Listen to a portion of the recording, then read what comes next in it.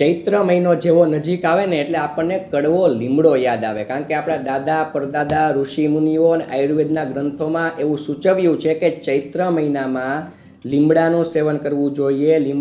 લીમડાની ઉપર આવતા ફૂલ એટલે કે મોરનું સેવન તમારે લોકોએ કરવું જોઈએ.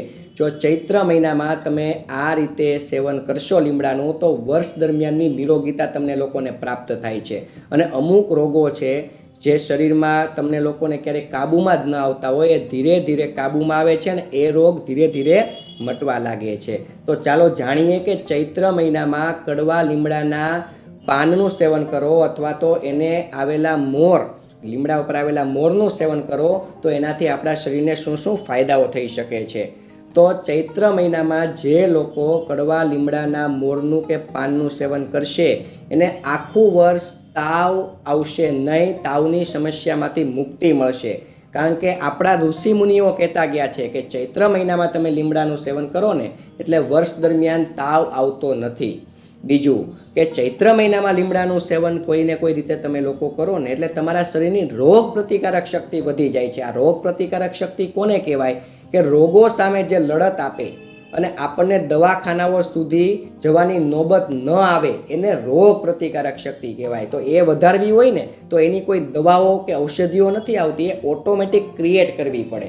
તો આ રોગ પ્રતિકારક શક્તિ આપણા શરીરમાં જે ક્રિએટ કરે એ દ્રવ્યો આપણે લઈએ એટલે આપણી રોગ પ્રતિકારક શક્તિ ક્રિએટ થાય. તો એમાં કડવો લીમડો છે ને આપણી મદદ કરે છે. અને ચૈત્ર મહિનામાં ખાસ આ પ્રયોગ કરવાથી આપણી રોગ પ્રતિકારક શક્તિ વધી જતી હોય છે.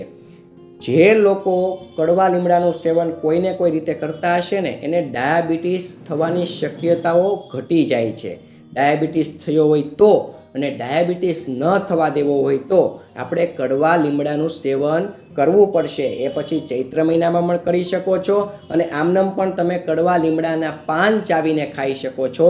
આ પ્રયોગ કરવાથી વર્ષ દરમિયાન શું કે કોઈને કોઈ રીતે તમને આ ડાયાબિટીસના રોગો સામે રક્ષણ મળે છે. અને ડાયાબિટીસ થયો હોય તો અને ન થવા દેવો હોય તો આ પ્રયોગ સક્ષમ છે. કારણ કે કડવા લીમડો છે ને તે સ્વાદે કડવો છે અને કડવો સ્વાદ છે ને એ તમારી રક્ત શર્કરાનું પાચન કરે છે. અને રક્ત શર્કરાનું પાચન થાય એટલે ડાયાબિટીસ અંકુશમાં રહે અને ડાયાબિટીસ થવાની શક્યતાઓ ઘટી જાય છે. હવે ચામડીના રોગોની વાત કરું તો ધાધર, ખસ, ખરજવું, સોરિયાસિસ આ બધા રોગો એવા છે કે તમને લોકોને થાય ને એને જ આની પીડા ખબર હોય. પુષ્કળ માત્રામાં ખંજવાળ આવે અને આ રોગો વધતા પણ તમને લોકોને જોવા મળે છે.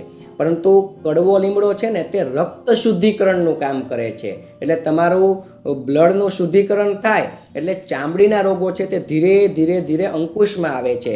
એ પછી ધાધર હોય, ખસ હોય, ખરજ હોય કે સોરિયાસિસ હોય એને અંકુશમાં લેવું હોય ને તો રક્ત શુદ્ધિ થાય એ પ્રકારના દ્રવ્યો લેવા જોઈએ. એમાં કડવો લીમડો આવે છે, એમાં હળદર પણ આવે છે. તો આ બધા દ્રવ્યો એવા છે કે જે રક્ત શુદ્ધિકરણનું કામ કરે છે. એટલે આપણે આનું સેવન કરવું જોઈએ.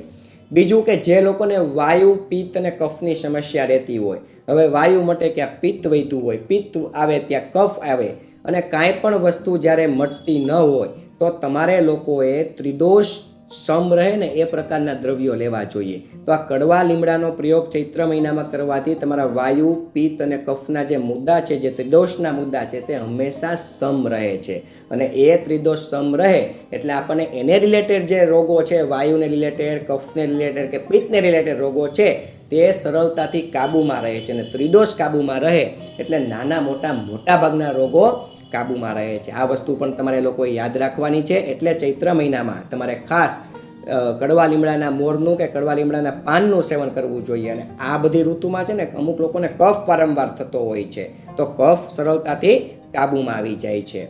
હવે આ કડવો લીમડો છે ને એ પાચન ક્રિયાને પણ સુધારનાર છે. એટલે એ વસ્તુ યાદ રાખજો કે પાચન ક્રિયા સુધરે એટલે હોજરીનો અગ્નિ છે તે મંદ પડતો નથી. અને હોજરીનો અગ્નિ મંદ ન પડે એટલે તમારું ભોજન સરળતાથી પચી જાય અને ભોજન સરળતાથી પચી જાય એટલે તમને નાના મોટા રોગો થવાની શક્યતાઓ ઘટી જાય છે. એટલે આ કડવો લીમડો છે તે પાચન ક્રિયાને પણ સુધારી જાણે છે. હવે આ કડવા લીમડાનું સેવન કઈ રીતે તમે લોકો કરી શકો છો? કડવા લીમડાના કૂણા પાન તમે લોકો એક તો ચાવીને ખાઈ શકો છો. આ રીતે પણ તમે એનું સેવન કરી શકો છો. કડવા લીમડાના ઉપર જે મોર આવે છે જેને ફૂલ તરીકે પણ ઓળખવામાં આવે છે આને પણ તમે લોકો ચાવીને ખાઈ શકો છો. કડવા લીમડાના કૂણા પાન અને મોર આ બંને મિક્સ કરીને એને થોડુંક અમથું પાણી નાખીને ક્રશ કરી નાખશો અને એનો રસ તૈયાર કરશો તો 1 થી 2 ઘૂંટડા તમે આનું પણ તમે લોકો આ રીતે પણ એનું તમે લોકો સેવન કરી શકો છો. આ ઉપરાંત તમને લોકોને દાંતમાં કોઈ સમસ્યા છે તો તમે લીમડાના ડાળીનું દાંતણ કરશો ને તો પણ દાંતની સમસ્યા, પાયોરિયા છે, સડો થતો હોય, દાંત નબળા પડી જતા હોય, દાંતમાં બેડ સ્મેલ આવતી હોય કે બેક્ટેરિયાના મુદ્દા હોય, તમામ પ્રશ્નોમાંથી તમને મુક્તિ મળે છે. એટલે આ પણ તમે લોકો પ્રયોગ કરી શકો છો. હવે આ કડવા લીમડામાં છે ને મોટા ભાગના દરેક અંગો એના ઉપયોગી છે. છાલ છે, પાન છે, ડાળી છે, મૂળ છે, આ બધું ઉપયોગી છે. અને આનો ક્યાંક ને ક્યાંક ઉપયોગ થતો હોય છે. ફાર્મસીઓમાં ઉપયોગ થતો હોય છે, ડાયાબિટીસની દવાઓ બનાવવામાં ઉપયોગ થતો હોય છે, મલમો બનાવવામાં ઉપયોગ થતો હોય છે, સૌંદર્ય પ્રસાધનોમાં ઉપયોગ થતો હોય છે, સાબુઓ બનાવવા માટે ઉપયોગ થતો હોય છે. કારણ કે આ કડવો લીમડો છે ને એનું નામ કડવો લીમડો છે, પરંતુ એના ગુણ છે ને તે આપણા શરીર માટે ખૂબ જ મીઠા ગુણ છે. અને ચામડીના રોગો થયા હોય તો તમે કડવા લીમડાના પાનને તમે આખી રાત પલળવા દેશો અને સવારે આ પાનથી તમે લોકો સ્નાન કરશો તો પણ ચામડીના રોગ ધીરે ધીરે મટવા લાગે છે. આ સાથે સાથે તમે કડવા લીમડામાંથી બનેલો પ્યોર સાબુ વાપરો ને તો પણ ચામડીના રોગો મટવા લાગે છે. કારણ કે લીમડો છે ને એન્ટી ફંગલ અને એન્ટી બેક્ટેરિયલ ગુણ ધરાવે છે કે જે તમારા ચામડીના રોગોને ઝડપથી કાબૂમાં કરનાર છે. અને તમને લોકોને કે ધાધર થઈ છે, સોરિયાસિસ થયું છે કે ખસ જેવું થયું છે, સામાન્ય ખંજવાળ આવે છે તો તમે કડવા લીમડામાંથી બનતા પાનનો લેપ કરી શકો છો, પાનની લુગદી કરી શકો છો, એનો રસ ચોપડી શકો છો. કે કોઈ પણ ફાર્મસીઓ કે દવાઓ બનાવતી કંપનીઓ જો કડવા લીમડામાંથી મલમ બનાવતી હોય તો એ મલમ લગાડી શકો છો.